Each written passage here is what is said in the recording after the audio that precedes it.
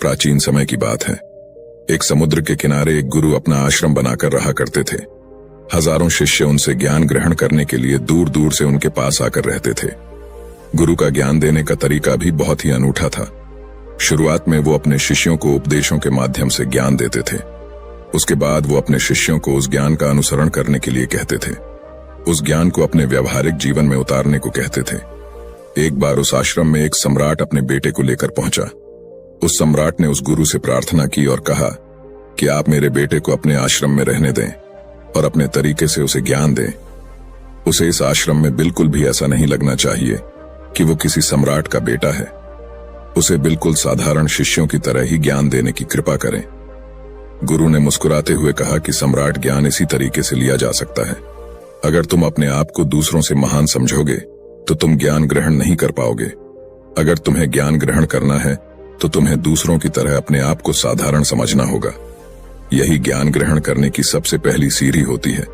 तुम निश्चिंत रहो, आज से तुम्हारे बेटे की जिम्मेदारी मेरे कंधों पर है।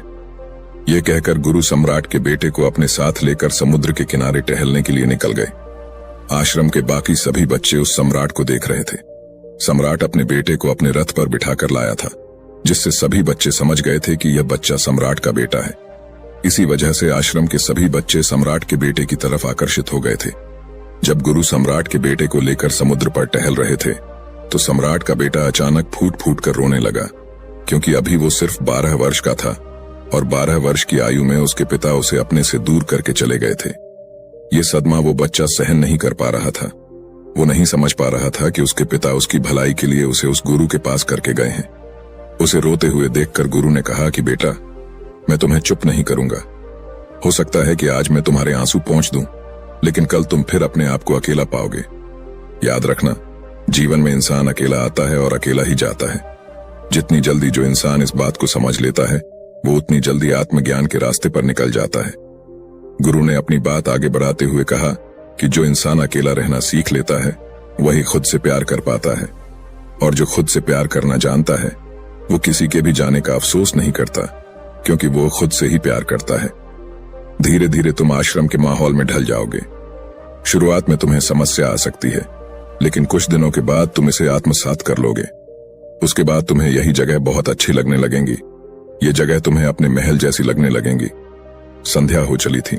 समुद्र के दूसरे छोर पर सूरज छिपने लगा था और अपनी लालिमा पूरे आसमान में बिखेर रहा था। बहुत ही सुंदर दृश्य था और गुरु शिष्य को अपने साथ लेकर आश्रम में वापस लौट आए। उस शिष्य को भी सांत्वना मिली, क्योंकि गुरु की आंखों में एक अभूतपूर्व शांति झलक रही थी।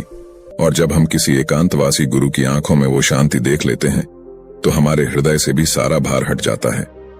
मन एकदम निर्मल हो जाता है। जब सम्राट का बेटा रात्रि का भोजन करने के लिए भोजन कक्ष में पहुंचा तो आसपास के सभी शिष्य उसके पास आने लगे। उन सभी को पता था कि यह सम्राट का बेटा है और अगर हम इससे दोस्ती कर लेते हैं तो उससे हमारा बहुत फायदा होने वाला है। यही सोचकर आश्रम के ज्यादातर शिष्यों ने उसे घेर लिया था। बस कुछ बच्चे जो अकेले रहने का महत्व समझते थे, जो दिखावे में विश्वास नहीं करते थे, वो उस सम्राट के बेटे के पास जाने की बजाय अपना पूरा ध्यान खाने पर लगा रहे थे और एकांत में बैठकर अपना भोजन कर रहे थे। कुछ दिनों के बाद सम्राट के बेटे की आश्रम के ज्यादातर बच्चों के साथ दोस्ती हो गई। अब वो आश्रम में उन बच्चों के साथ घूमता, उन्हीं के साथ अपना ज्यादातर समय बिताता। आखिरकार वह सम्राट का बेटा था। सुख सुविधाओं में पला हुआ था। आसपास बहुत से दास और दासियां होते थे। आसपास अपने मित्रों से घिरे होना, वही दिनचर्या उसने इस आश्रम में भी अपना ली थी। ऐसा नहीं था कि गुरु को यह सब पता नहीं था, पर गुरु उसे अलग तरीके से ध्यान देना चाहते थे। बच्चों को ज्ञान आप उपदेश देकर नहीं दे सकते, उन्हें साक्षात्कार कराना होता है। उसके बाद उन्हें वो बात समझ आती है जो आप समझाना चाहते हैं। गुरु को यह बात पता थी कि अगर मैं इसे बोलकर बताऊंगा तो ये कभी समझ नहीं पाएगा। मुझे ऐसे दिखाना होगा, इसे एहसास कराना होगा कि अकेले रहकर तुम अपनी शक्तियों को जान पाओगे। ये सीख देने के लिए गुरु एक दिन उस शिष्य को अपने साथ एक ऊंची चोटी पर ले गए। चोटी पर पहुंचकर गुरु ने उसे शिष्य से कहा कि अब तुम्हारा ज्ञान पूरा हो चुका है, बस एक आखिरी रात तुम्हें यहां पर बितानी होगी। उसके बाद अगले दिन शाम को मैं तुम्हारे राजमहल में तुमको पहुंचा दूंगा। वो बच्चा तो ये सुनकर बहुत खुश हो गया कि अब मैं वापस अपने राजमहल चला जाऊंगा। फिर से मेरे दास और दासियां, सारी भोग की वस्तु ये मेरे पास होंगी। उस शिष्य ने गुरु से पूछा कि गुरुजी, मुझे आज रात आप यहाँ छोटी पर क्यों रहने को कह रहे हैं? आखिर मुझे कौन सा आखिरी ज्ञान यहाँ से मिलेगा? गुरु ने मुस्कुराते हुए कहा कि यहाँ पर चट्टान के पीछे तुम्हें छिपकर बैठना होगा। यहाँ पर रोज रात को एक बाज आता है। बाज को देखना है, बहुत गौर से देखना है, हर गतिविधि देखनी है, और उस बाज को देखने के बाद अगले दिन अगर तुम उस बाज की खूबियां मुझे बता पाए तो मैं तुम्हें तुम्हारे राजमहल वापस भिजवा दूंगा। और हाँ, सुबह आने से पहले एक बात पर और ध्यान देना है। एक चरवाहा यहाँ पर अपनी बकरियों को चराने के लिए आता है। तुम्हें उन बकरियों की गतिविधियां भी देखनी है।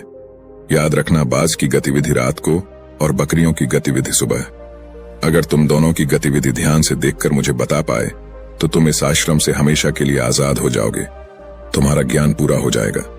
मैं तुम्हारे पिता को कह दूंगा कि यह बच्चा हमारे आश्रम का सबसे ज्ञानी बच्चा है। यह कहकर गुरु अपने आश्रम में वापस लौट आए और वो बच्चा वहीं पर उस चट्टान के पीछे रुका हुआ उस बाज का इंतजार करने लगा। काफी वक्त बीत जाने के बाद वहां पर एक बाज अपने बच्चों के साथ पहुंचा।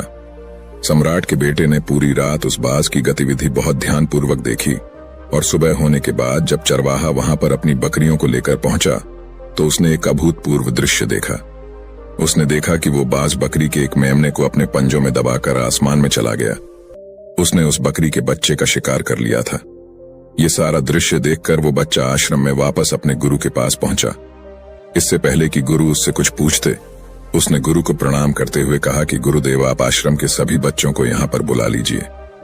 मैं सब लोगों को बताना चाहता हूँ कि मैंने क्या देखा। जब आश्रम के सभी बच्चे वहां पर पहुंच गए तो उस सम्राट के बेटे ने कहना शुरू किया कि मैंने अपने जीवन में बहुत से पक्षियों को देखा है, लेकिन बाज उन सभी पक्षियों में से सबसे अद्भुत और सबसे अलग होता है। उदाहरण के लिए एक तोता हम सभी ने देखा है। तोता बोलता तो बहुत है, लेकिन कभी ऊंचा आसमान में नहीं जा पाता। लेकिन एक बाज जो कि हर समय शांत रहता है, वो आकाश को भी छू सकता है। उसमें आकाश को छू लेने का सामर्थ्य होता है। जब भी एक बाज अपने शिकार को निश्चित कर लेता है तो वह उसी शिकार पर अपनी नजरें लगाए रहता है, चाहे वो कितनी भी ऊंचाई पर क्यों ना हो, चाहे कितना भी खतरनाक तूफान क्यों ना आ जाए, लेकिन उसकी नजर हमेशा अपने लक्ष्य पर स्थिर रहती है। आज सुबह जिस बाज को मैंने देखा, उसने हर बकरी को अपना शिकार नहीं बनाया, बल्कि उस बकरी के झुंड में से उसने उस बकरी के मेमने को अपना शिकार बनाया।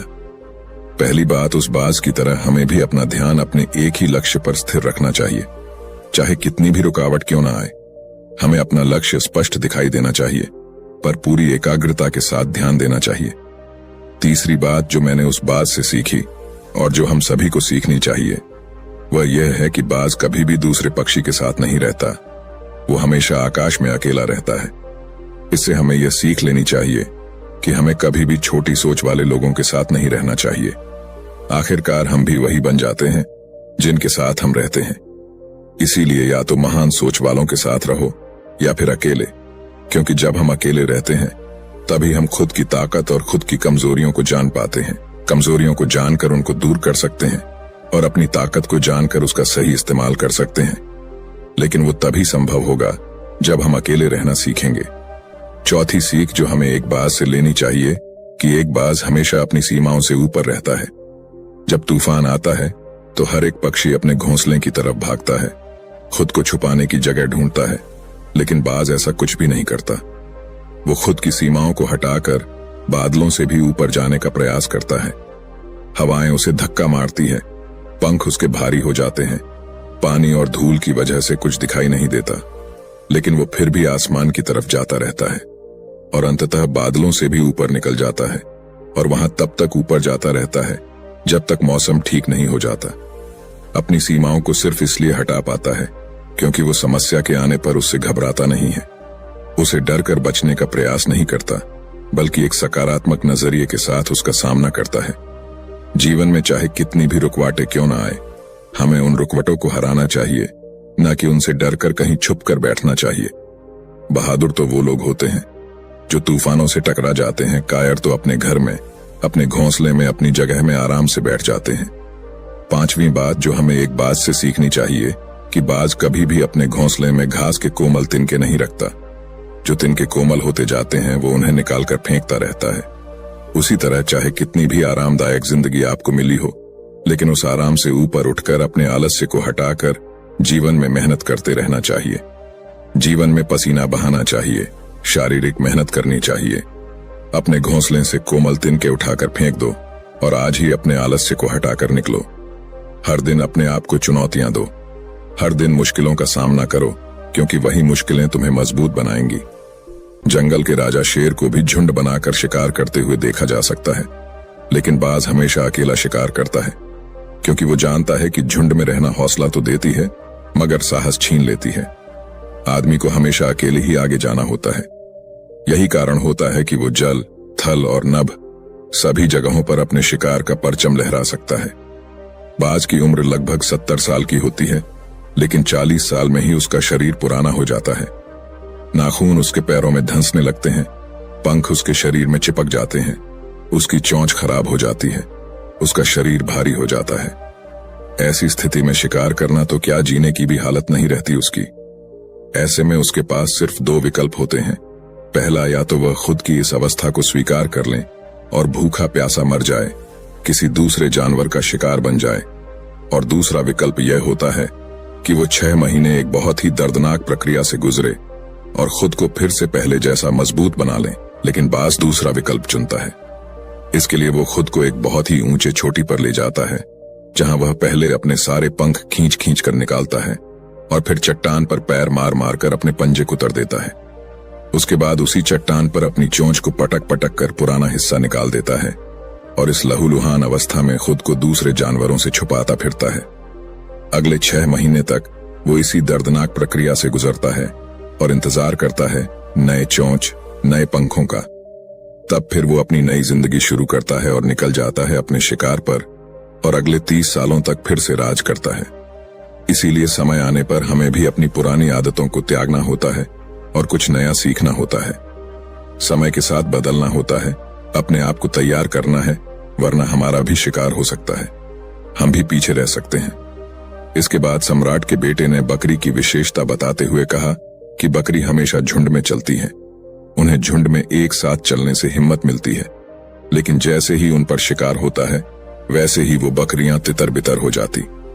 उस पूरी बकरियों में से एक भी बकरी अपने साथी की मदद करने के लिए वापस नहीं लौटती। इससे हमें यह सीख मिलती है कि हमारे साथ कितने भी लोग हो, किसी पर भी यकीन नहीं करना। यकीन करना तो खुद पर करना, क्योंकि बुरा समय आने पर वो बकरी तितर बितर हो जाएगी, आपको पता ही नहीं चल पाएगा। गुरु को प्रणाम करते हुए सम्राट के बेटे ने अपने गुरु से कहा कि गुरुदेव, अगर मुझसे कोई सीख रह गई हो तो कृपया करके आप बताने की कृपा करें। गुरु ने सभी बच्चों को संबोधित करते हुए कहा कि ये सभी बातें जो अभी इस बच्चे ने बताई हैं सब सही है, लेकिन ये सारी खूबियां आप लोगों में तभी पैदा हो पाएगी जब आप अकेले रहने का अभ्यास करेंगे। आपने देखा होगा कि बाज कभी भी किसी दूसरे पक्षी के साथ नहीं रहता, ना ही किसी के साथ अपनी दोस्ती बनाता। वो आसमान में अकेला रहता है और अकेला रहने की वजह से वो अपनी ताकत और अपनी कमजोरियों को जान पाता है। इसके बाद गुरु ने अपनी बात खत्म करते हुए कहा कि मैं आज रात इस सम्राट के बेटे को इसके राजमहल में पहुंचाने के लिए जा रहा हूं, क्योंकि इसकी सीख यहां पर पूरी हो गई है। और यह कहकर गुरु उस सम्राट के बेटे को राजमहल की तरफ ले जाते हैं। तो दोस्तों, ये थी आज की कहानी। आज की ये कहानी यही खत्म होती है। आपको हमारी ये कहानी कैसी लगी हमें कमेंट बॉक्स में लिखें, इससे हमें मोटिवेशन मिलेगा। और ऐसी तरह की इंफॉर्मेटिव वीडियो देखने के लिए हमारे चैनल वी थिंक पॉजिटिव को लाइक और सब्सक्राइब करें। धन्यवाद।